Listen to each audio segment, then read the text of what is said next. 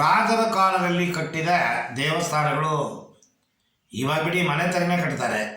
ದೇವಸ್ಥಾನಕ್ಕೂ ಮನೆಗೂ ವ್ಯತ್ಯಾಸ ಇಲ್ಲ, ನನಗೆ ಫೀಲಿಂಗ್ ಬರೋದಿಲ್ಲ.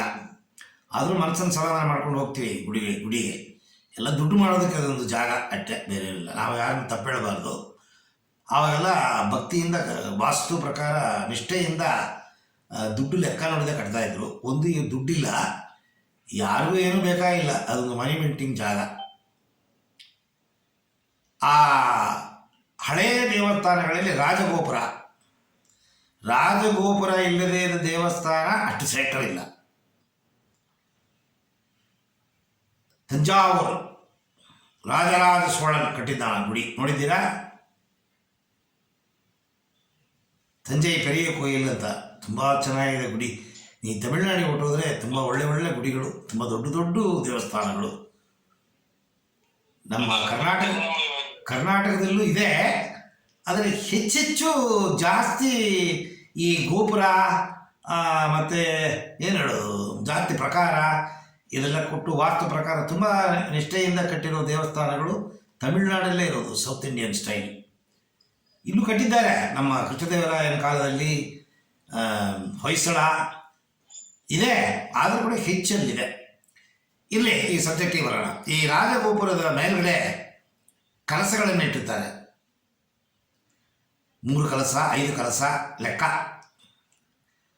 ಮತ್ತು ಭಗವಂತನ ಪ್ರತಿಮೆಯನ್ನು ಇಟ್ಟಿರುವ ಗರ್ಭಸ್ಥಾನ.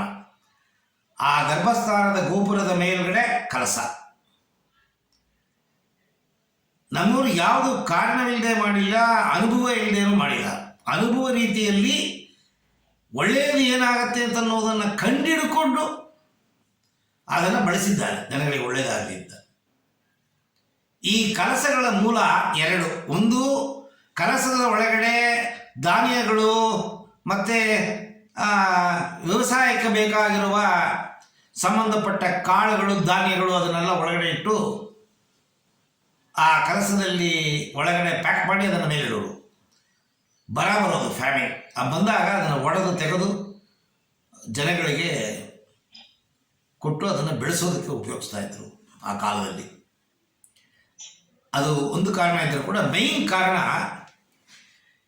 4500 ವರ್ಷದ ಹಿಂದೆ ಗೀಜಾ ಪಿರಮಿಡ್, ಈಜಿಪ್ಟ್. ಆ ಪಿರಮಿಡ್ ಕಟ್ಟೋದಕ್ಕೆ ಮೂಲ ಕಾರಣನೇ ಪಿರಮಿಡ್ ಮೇಲ್ಗಡೆ ಪಾಯಿಂಟ್ ಅಪ್ಯಾಕ್ಸ್,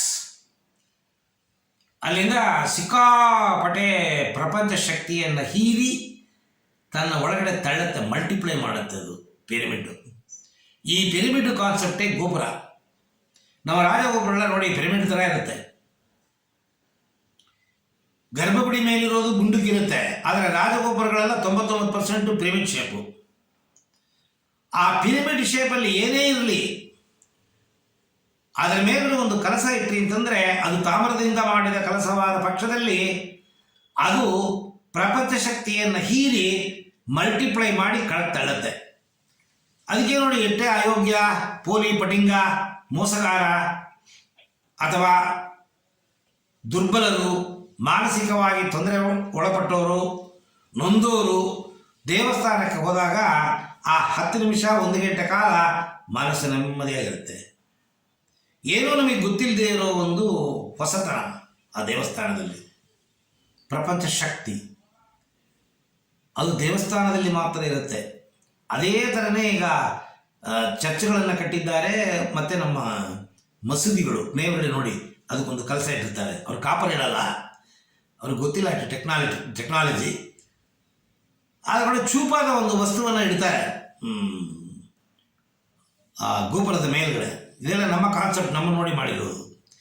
ಸೊ ಯಾರು ಬೈಯೋ ಅಂತಾರೆ, ನಾವೆಲ್ಲ ಹೇಳಕ್ಕೆ ಹೋಗಿ